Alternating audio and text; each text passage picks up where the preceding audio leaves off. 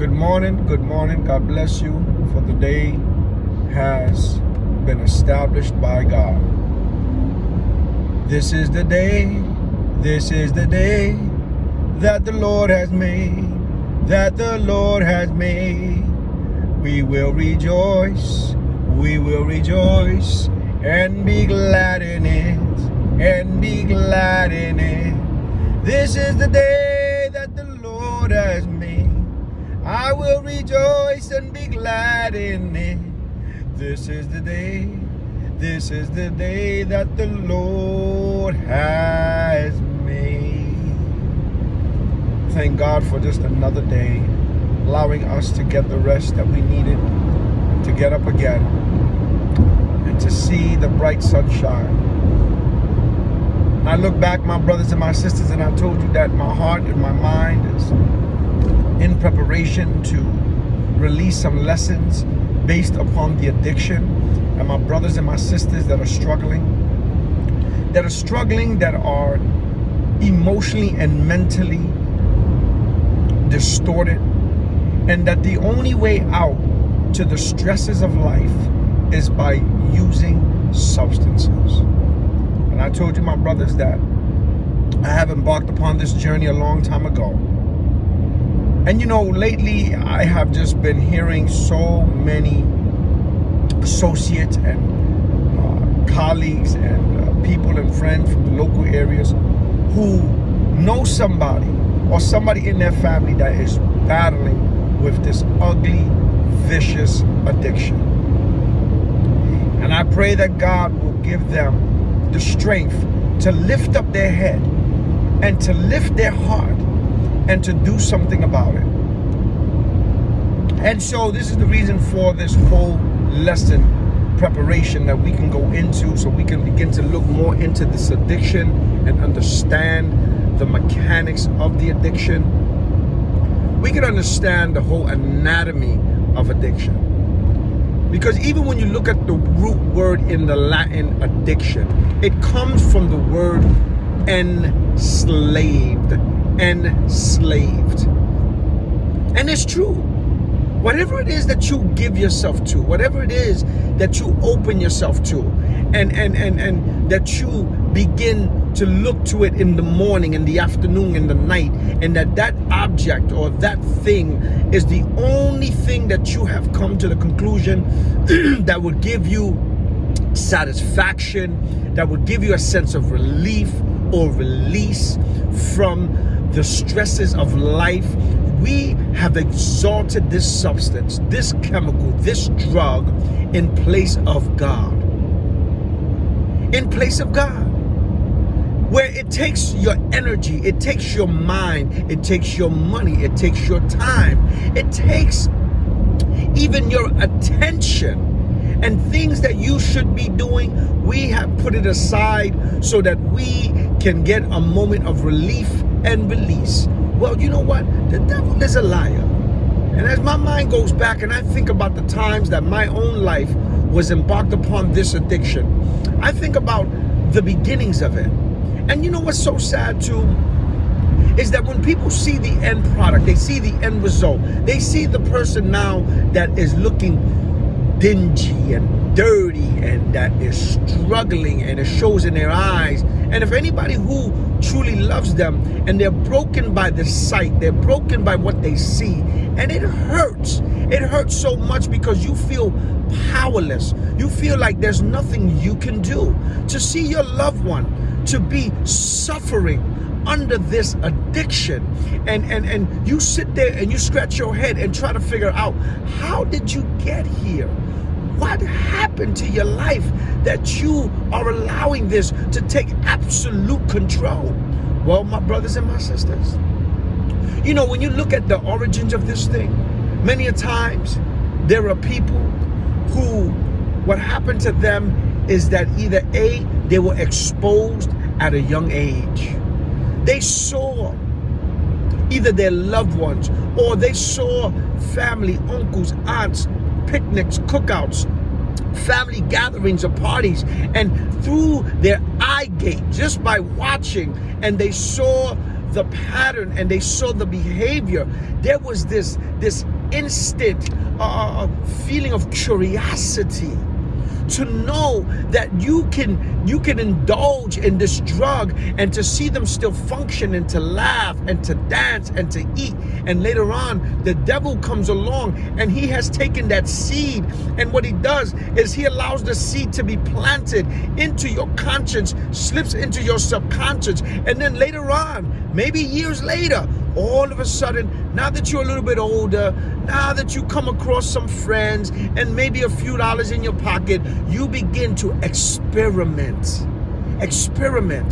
But the sad thing is, my brothers and my sisters, we must always remember that the same way that there is a physical world where we operate by our five senses, while we see, what we hear, what we smell, what we feel, we also must understand that there is a spiritual world, and there are forces, demons and imps and cohorts and the devil, satanic powers that is out to steal, to kill, and to destroy. The book of John chapter 10 verse 10 clearly states it, and Jesus turns around and says, but I have come to give life.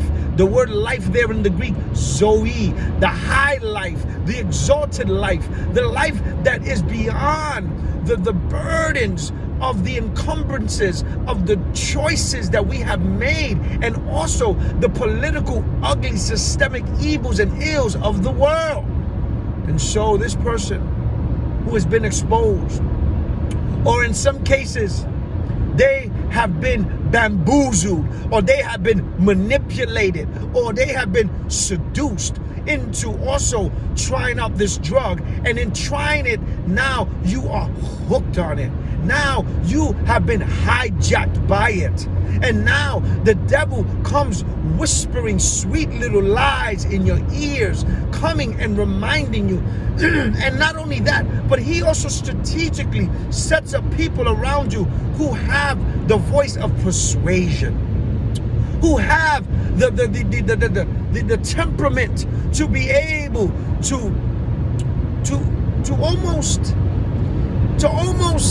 mentor you and to massage you and to persuade you and to talk to you about this drug and to let you know that this is normal, this is life, everyone is doing it, there's nothing wrong. But later on, the devil knows that he's going to come knocking back at your door late at night. He's going to come knocking at the window late at night. He's going to come through the back door, through the attic, or through the basement. And he is going to now begin to speak to your mind. And in speaking to your mind, he is setting you up so your life can be destroyed by the substance. But the interesting thing about the substance is that it has also been made through the philosophies and the ideologies of man. You know, when you go back and you study the origin, I always think about my father when he came out of Vietnam. And when he came out of Vietnam, we all know Vietnam, as well as things like World War I, World War II, when you study the life of war and you study the casualties and the bloodshed and you study the anxieties and the panic that these men who fought for our country, they went across the lands to fight, and to hear the bullets that were flying and the grenades and the bombs, and you can feel the sensations and the penetration on your own body.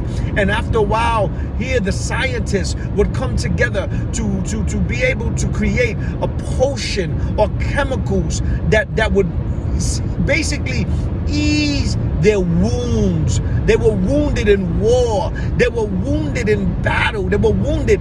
And what was intended to bring about some soothing balm or a soothing to the pain or to the hurt or to stop the shock of the bloodshed, what happened was they now have introduced the body and the mind to a substance, opium, or you even think about methadone, and you think about these chemicals that what it does, it eases the pain of the person. But in actuality, it has also birthed a nation that has been hooked and has been locked and loaded into this drug that now they have almost, it seems like they are obsessed and they are possessed, and they feel and they think that there is no other way to life, happiness of life, the joy of life, the peace of life, or even the tranquility in the midst of the chaotic world that we live in. It's so unpredictable, and what happens is it almost feels like there are voices that are screaming to bring calm to your soul. Every man, every woman, every boy, every girl that I sit with, that I talk to, that I may know or not know, but you know who they are. They're your loved ones, they're your children, they're your uncle, that's your aunt, that's your grandmother, abuela, abuelo. They have these moments where they feel mental shock, and they feel that emptiness, and it seems like the very life here on earth is a battleground. It's the breeding ground that the devil is out to absolutely wipe us out, and to see the opiate crisis, to see this drug epidemic, and it comes to so many different forms and fashions. It comes to the political arena, it comes to the very society and the community and the cities that we live in. And every corner there's a liquor store. And even yesterday I talked about, when you look at the signs on the liquor store, it says wine and it says spirits. And I've shared this for many years, and I've studied it. It's a very intriguing study. It's an eye-opener. It's an amazing study. And really the root word comes from an old Latin word where we get the word pharmakeo, where we get the word pharmacist. Okay, wine and spirits. It's the underground world of the dark spirits. And what happened was sorcery. It's a form of witchcraft. That's why whenever anybody induces drugs, there is all different signs, and there are all different red flags and indications that some people have fallen into a trance. Not a literal trance, but a form of a trance. You've seen people who've taken heroin, and they be on the street corners, and they're standing, and they're bobbing, they're weaving, and they're bending, and they're bowing, and they don't fall. And it seems like, what in the world? For a minute, it's like they stepped into another world. For a minute, they went into a trance. For a minute, it seems like all their pain, all their struggle, all their stress, and the stain of their past has been numbed, and they seem to check out for that moment. They seem to feel like they're in another world.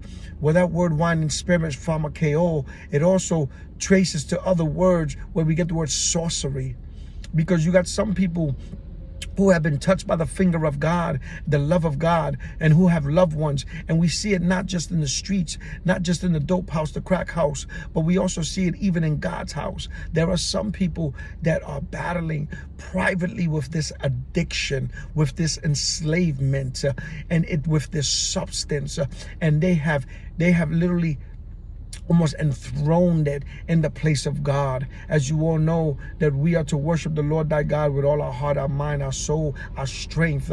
But really the enemy comes to bump off of the throne and to replace it with a substance, with people, with places, with things, with objects.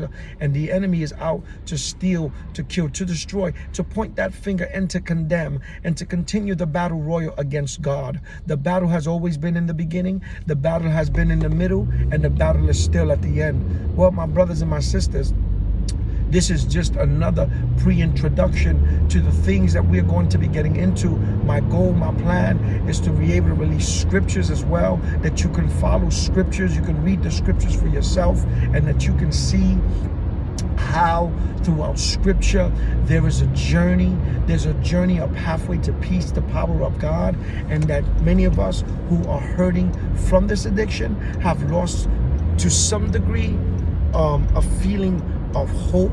But I want you to know that there is hope, that there is a way, that God will break the cycle of this addiction. It's not going to be easy. It's not hocus pocus. It's not coulda, woulda, shoulda. It's not waving the magic wand, but it's going to be intentional information. It's going to be knowledge. It's going to be asking God for his wisdom, his strategic way. It's going to be for prayer and for fasting. So my brothers and my sisters, look up, for hope is at your house. God bless you.